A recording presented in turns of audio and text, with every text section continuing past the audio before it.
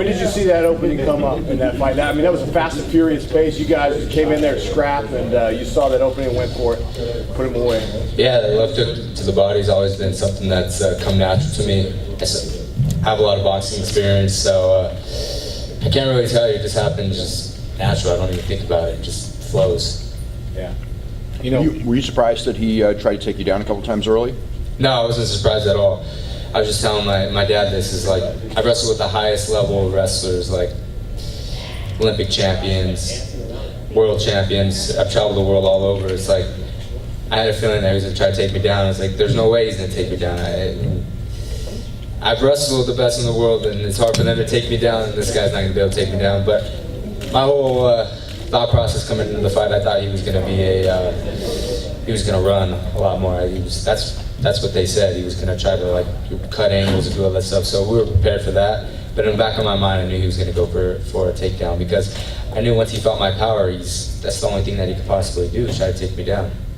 There's still a wildness about some. I mean, it's very exciting, don't get me wrong, but there is a kind of wildness about you. Is that just the kind of imperviousness of youth in you when you go out to fight every time because you're so excited to be out there, because you do take risks?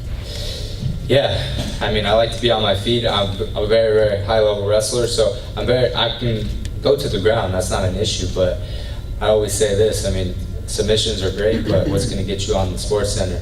Those are knockouts to the standing from your feet. So that's my whole motto. And again, my left hand is very, very hard. My left hand will put you in the hospital, but my right hand will end your career. But I haven't even showed that yet, so. I think when you're saying this every time you fight now, and like you're saying, it does make more of a statement than kind of taking someone out on the ground. For sure. I mean, I love being on my feet. I love boxing. It's just a big, big passion of mine. I mean, I love wrestling too. I love just combat sports in general. I love it all, but I haven't been to that. I haven't even been a whole full round, so I haven't had to use my wrestling yet. So, but it's there. I mean, I work on jiu-jitsu a lot and wrestling, all my transitions, but like I said, what's going to sell tickets? It's knocking people out. Is it true that, you know, Eddie Hearn, the British promoter, is coming over here making some boxing cards? Are you interested in doing some professional boxing within your MMA career as well? Absolutely. I mean, I would love to get some boxing fights in me. I mean, when I started boxing around 10, 11 years old, I thought I was just going to go full-on professional boxing. I actually wanted to go to the Olympics for boxing. And a couple of guys that I've beaten were actually were on the Olympic team for 2016. So I was really, really high level boxer. I had, I think, about 30 amateur fights. But as I was approaching high school, I said I got to get back to wrestling, and I went back to wrestling, did some MMA, pancration. But absolutely, it's not a matter of do I want to get boxing fights in me. I'm eventually going to get boxing bouts in me. I love boxing. Because everyone asks the question of many people that work in both sports, what do you prefer, boxing or MMA? What do you prefer? Yeah, that's a tough question. That's a tough question. I mean, when I go into boxing, I'm not there to just take it as a joke. I'm actually I feel I'm capable of being a world champion in boxing. And a lot of people will think I'm crazy, but I spar with the best. I spar with a lot of boxers at Wildcard. I've been Miguel Cotto's sparring partner for the last two fights of his career. So when I do go into boxing, I'm going to be trying to be the best in the world, and that's to be a world champion. And I feel I'm capable. Working with Freddie, if you ask Freddie Roach if I'm capable of becoming a world champion in boxing and in MMA, I'm 100% sure that he'll say yes. Thank you. If you're like balancing both, I mean, how would you balance both? I mean, if you could chart the next couple of years of your career, what would you kind of want to do? That's a good question. I mean, yeah, it would be very, very tough. Obviously, my schedule would be very crazy, but my schedule's already crazy. After all my fights, I'm in the boxing club and in MMA. A lot of people always say, "Oh, well, you're going to overdo it," but I like to keep my hands going. I like to be with the sparring with the best guys. I mean, it's a different hand speed.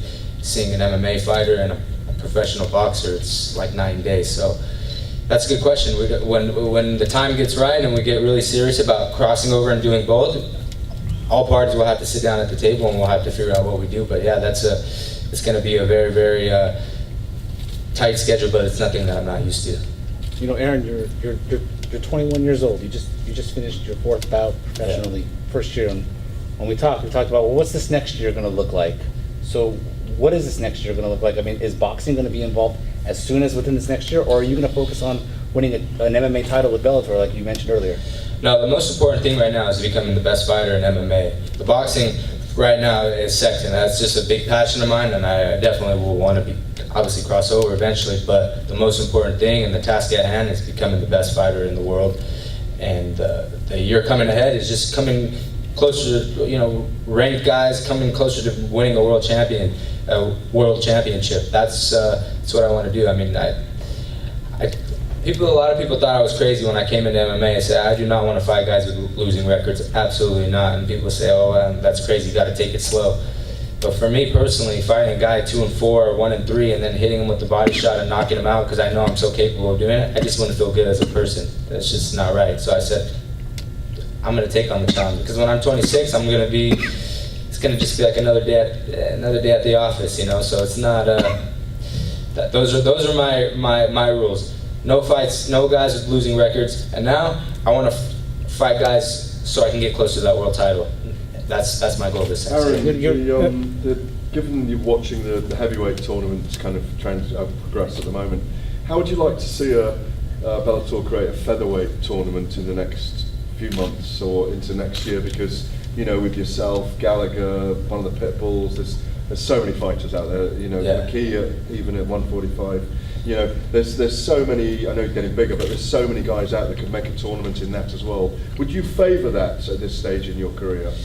Man, it's crazy. I mean, at 145, just in wrestling and in fighting, there's so many good guys. But if there was ever anything to emerge, like a tournament like that, that would be one hell of a tournament. That would be the winner to come out on top of. If Bellator was to do a tournament or something like that, I think the most exciting weight class would be featherweight.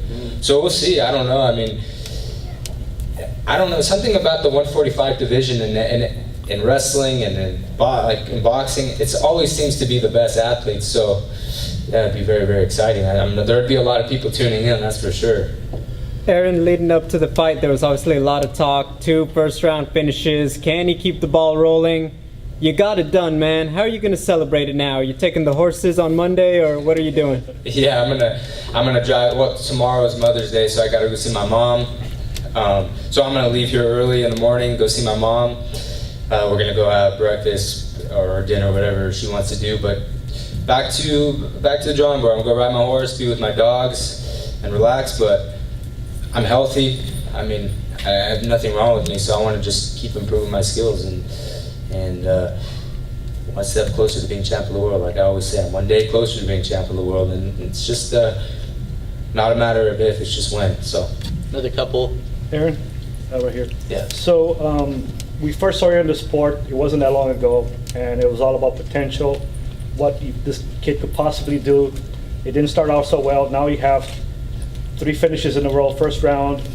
Do you think that talk is completely behind you now? It's not about potential, but it's about being a proven fighter. And secondly, can you name some names, at least one person that you have in your radar right now?